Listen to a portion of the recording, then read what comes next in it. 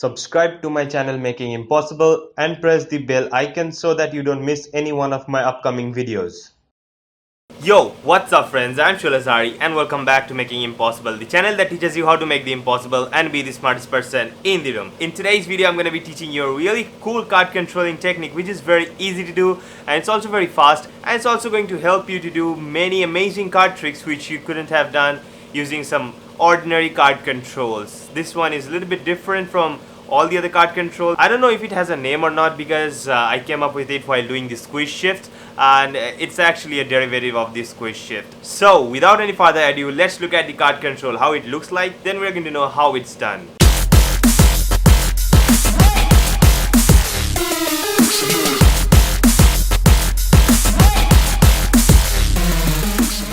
I'll feature one lucky Instagram user every Monday in my Smack That Monday episodes. If you want your Instagram profile or page to be featured in my next Smack That Monday episode, follow the simple steps that are given in the video description. So now, let's continue. Okay guys, this is how the card control looks like. Now let's say you have this deck of cards with all the cards mixed up, and the spectator selects a playing card. For example, let's say this one. Alright, so the ace of spades is the spectator selection. Now I'm just going to keep the ace of spades back inside where it actually was, right? And then if I spread the deck, I won't be able to find the ace of spades anymore because it is somewhere mixed within these cards, right? But if I snap my finger just like this and then spread the deck, the ace of spades will travel to the bottom of the deck faced up. Okay, it's going to be faced up just like this. So this is how the card control looks like. Let's see how you can do this card control. Okay guys, this is how the control is done. Now for doing this control, if you know the squish shift, it would be very easy for you because this is exactly the squish shift with a little bit of variation on it. And if you don't know the squish shift, I would recommend you go and learn the squish shift first, because I'm not going to go into much of the details of the squish shift in this video. So if you want to learn the squish shift, the link will be given in the description box as well as in the cards. So make sure to check the tutorial out if you need to, because that will be the in-depth tutorial for this one, even for this one. And after knowing the squish shift, you will be able to do this squeeze turnover shift. So first, what you're going to do is exactly what you exactly do, that is asking your audience to select a playing card. And as they select a playing card, for example, they select from the center, you leave that card in the center. Or if they select the card from any other part and they take it, you just take that card and put it in the center of the deck and keep it half out jogged that side. Okay, so this is the first step.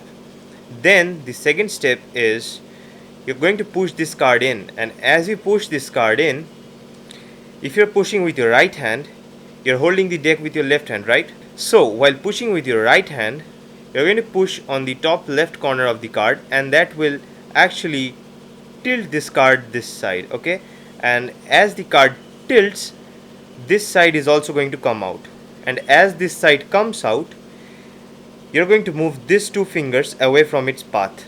Okay, and then you keep on pushing this card just like this, and then you hold the entire deck in the middle grip.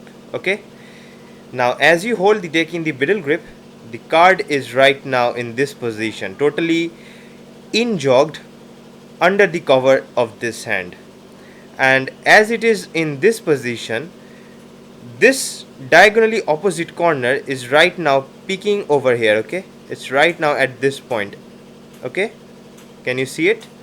So it is a little bit peeking outside from over here, and at this point you're going to use your thumb and your middle finger to squeeze on this peeking point and this point from where the card is coming out. You're going to just squeeze those 2 points very slightly, and then you're just going to move those 2 fingers towards yourself. And as you do that, you can see that this card will move this side. Okay, so one more time, you're just going to put that card in, you're going to in-jog that card this side, and then you're just going to use your thumb and your middle finger to push the card towards yourself. Okay, as you are in this position and this much card is actually out from the back of the deck, you're going to use your pinky finger just to squeeze the card downwards, okay? Just to squeeze the card out of the deck, alright? And you're going to do that under the cover of this hand, which will be continuously over here, okay? And it will be covering this entire action.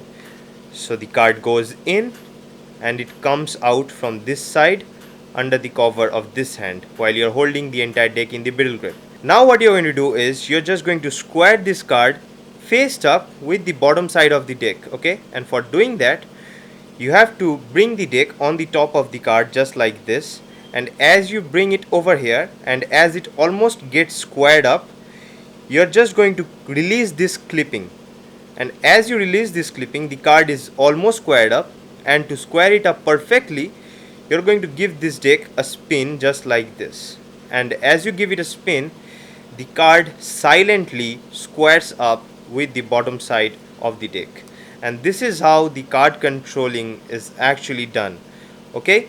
Now I'm going to show you this exact card control using a different colored card so that you can understand that there is no duplicates, and this is the card which is actually controlled to the bottom of the deck. So this is the bottom card right now, the 5 of spades, and this is a different card from a different deck, which is the Queen of Spades, okay?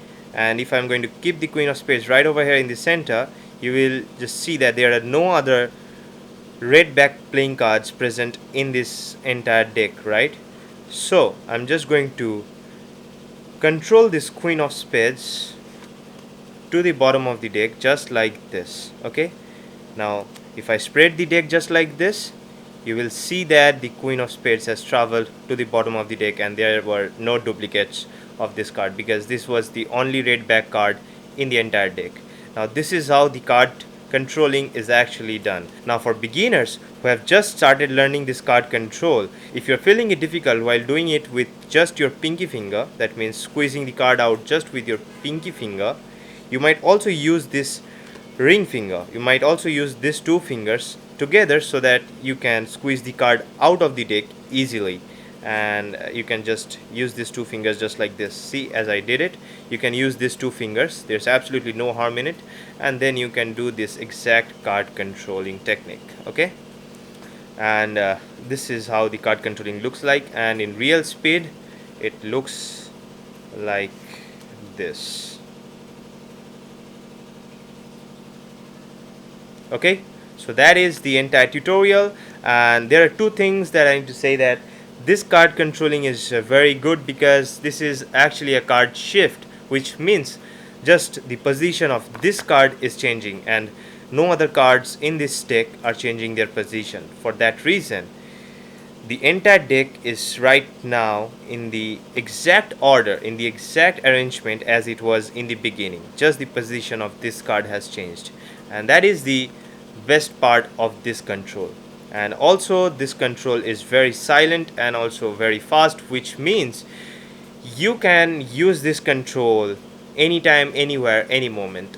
And the last point, that this control is also unique because in this control you control the spectator selected card faced up to the bottom of the deck, and these are the best points of this card control. So I hope you enjoyed learning this amazing card controlling technique. Make sure to give this video a thumbs up if you did so, and don't forget to follow me on Instagram at @shoutout_zari. Also, if you have any questions, you can use the comment section for that, and don't forget to subscribe to my other channel, which is a pretty savage channel. I post funny videos over there, and the link to that channel will be given right in the description box as well as in the cards. And don't forget to smash the subscribe button of this channel if you're not a subscriber yet, and turn on the post notifications so that you don't miss my upcoming videos and my future Smack That Monday episodes.